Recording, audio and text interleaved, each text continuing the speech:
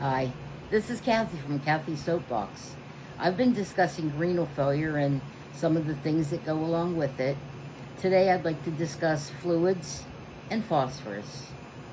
When you first find out that you're in renal failure, your doctor's going to tell you, okay, you have to go on fluid restrictions. What does that mean? Well, if you have a generous doctor, he's going to say you can have 40 ounces of fluid a day. Put that into perspective. That's only 2 bottles of water. And how many of you in the summertime only drink 2 bottles of water? Okay? On the other hand, another doctor might say, nah, that's too much. You can only have 32 ounces. That's 1 quart. Picture it. 1 quart of chocolate milk. Now that's 32 ounces, but don't drink that much milk. That's bad for you. Too much phosphorus. But I'll get into that. I want you to know exactly what a fluid is. Okay, so it's water, it's orange juice, it's ice cream. If you can put it in a bowl and leave it sit on a counter and it will turn to liquid, then it's a liquid. Doesn't matter what form it's in when you eat it. When it gets hot, it's going to be a liquid. So you've got to remember that.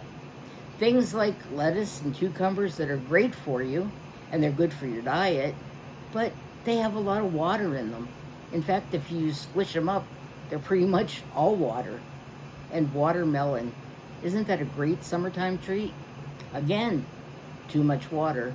Not to mention the sugar if you happen to be a diabetic. Okay.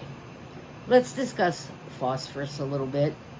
There are several things that are your main sources. Any type of nut, legumes, any kind of bean, sunflower seeds, peanuts, they're all bad sources. Well, they're actually good sources of phosphorus if that's what you want, but you don't. So don't eat them, or at least not a lot of them. Dark sodas like Pepsi or Coke, well, you can't have those either because what they use in the coloring is a phosphate, and that's just another form of phosphorus. And because it's liquid, it'll stick into your system really well.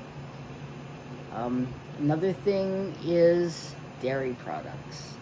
And that's why you can't drink that quart of chocolate milk, or things like, a banana split in the summertime is great, but that's got nuts, no good.